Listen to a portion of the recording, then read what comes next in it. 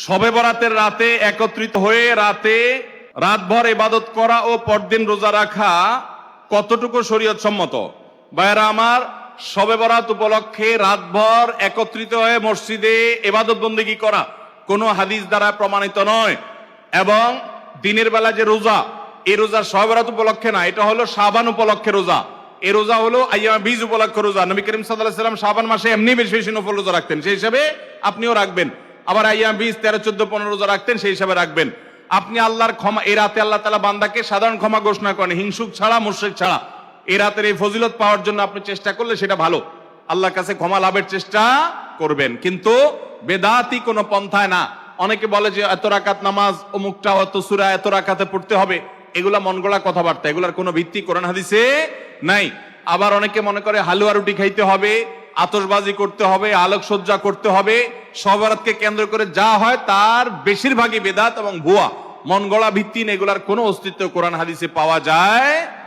আল্লাহ আমাদের সবাইকে সুন্নাহ মেনে চলার তৌফিক দান করুন। আমরা সুন্নাহ মেনে চলবো।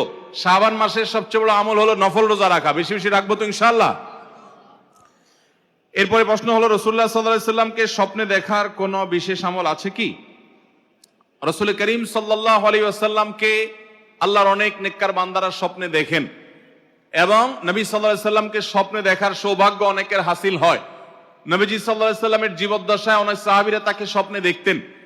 হাদিসে আসছে, নবী সাল্লাল্লাহু আলাইহি ওয়াসাল্লাম বলেছেন, আমার আকৃতি শয়তান কখনো ধরতে পারে না। শয়তান সবার আকৃতি ধরতে পারলেও নবী সাল্লাল্লাহু আলাইহি ওয়াসাল্লামের আকৃতি ধরে আবির্ভূত স্বপ্নে কারোর সঙ্গে সাক্ষাৎ করতে পারে না শয়তান। তো এই জন্য নবী করিম সাল্লাল্লাহু আলাইহি ওয়াসাল্লামকে কেউ যদি স্বপ্নে দেখে, সে সত্যিই দেখেছে।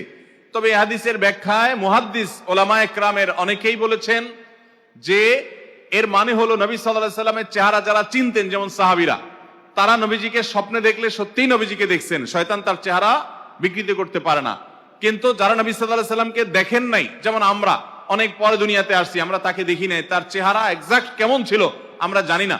অতএব এই যুগের মানুষের জন্য সেটা প্রযোজ্য না। এই যুগে কেউ দেখলে সেটা নবী সাল্লাল্লাহু আলাইহি ওয়াসাল্লামের চেহারাও হতে পারে, অন্য কারো চেহারা তার কাছে নবীজি মনে হতে পারে। এটা এক শ্রেণীর উলামাদের মত। আর অপর শ্রেণীর উলামাদের মত হলো না, এই হাদিসটা ব্যাপকভাবে সকল যুগের জন্য প্রযোজ্য।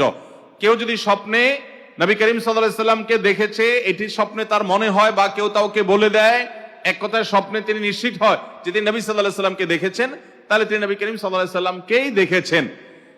তো নবী সাল্লাল্লাহু আলাইহি ওয়াসাল্লামকে দেখা নিয়ে এরকম দুটি মত আছে, কিন্তু তাকে স্বপ্নে দেখার জন্য বিশেষ কোনো আমল আছে কিনা, যে এটা করলে তাকে স্বপ্নে দেখা যাবে, এই মর্মে নবী করিম সাল্লাল্লাহু আলাইহি ওয়াসাল্লাম থেকে হাদিসের আলোকে বিশেষ কোনো আমলের কথা আমরা জানি না যে এটা করলে তাকে স্বপ্নে দেখা যাবে, এরকম কথা বলা আছে। তবে অনেক উলামায়ে কেরাম, অনেক নেককার আল্লাহ ভীরু মানুষরা তাদের অভিজ্ঞতার আলোকে বলেছেন যে যদি কেউ নবী সাল্লাল্লাহু আলাইহি ওয়াসাল্লামের ভালোবাসা তার অন্তরে প্রগাঢ়ভাবে ধারণ করতে পারে, নবী সাল্লাল্লাহু আলাইহি ওয়াসাল্লামের মহব্বতকে সবকিছুর উপর অগ্রাধিকার দিতে পারে, এবং নবী করিম সাল্লাল্লাহু আলাইহি ওয়াসাল্লামকে তার সুন্নাহর মাধ্যমে অনুসরণ করে, নবী করিম সাল্লাল্লাহু আলাইহি ওয়াসাল্লামের সুন্নাহগুলোকে সবসময় খুঁটি খুঁটি মেনে চলে, কোনো কাজ তার সুন্নতের বাইরে করে না, এরকম সুন্নতের আশিক যদি হতে পারে কেউ, সেই সাথে নবী করিম সাল্লাল্লাহু আলাইহি ওয়াসাল্লামের প্রতি দুরূদ যদি কেউ বেশি বেশি পড়ে, প্রতিদিন যত বেশি সংখ্যক সম্ভব দুরূদ পড়া মুহাব্বতের সাথে, এই কাজগুলো যদি কেউ করে, তাহলে সেক্ষেত্রে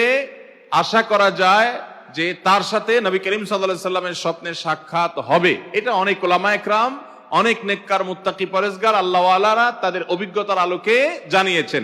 এটা কোনো হাদিস বর্ণিত কোনো বিশেষ আমল না। তবে নবী করিম সাল্লাল্লাহু আলাইহি ওয়াসাল্লামকে স্বপ্নে দেখলেই লোকটা জান্নাতি, আর না দেখলে লোকটা জাহান্নামী, এরকম কোনো সহজ হিসাবও করার সুযোগ নেই। আমাদের কাজ হলো তাকে স্বপ্নে দেখি বা না দেখি, তার সুন্নাহগুলোকে মেনে চলা, তার আদর্শ অনুসরণ করা, তাকে মহব্বত করা, এবং সেই মহব্বত হবে দুনিয়ার সকল মানুষের চাইতে বেশি।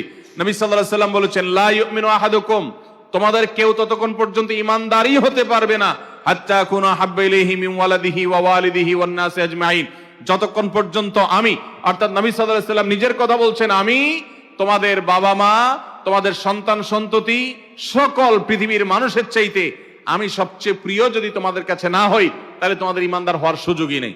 এই জন্য নবী সাল্লাল্লাহু আলাইহি ওয়াসাল্লামের ভালোবাসা অন্তরের অন্তঃস্থলে আমরা গেঁথে ফেলবো ইনশাআল্লাহ।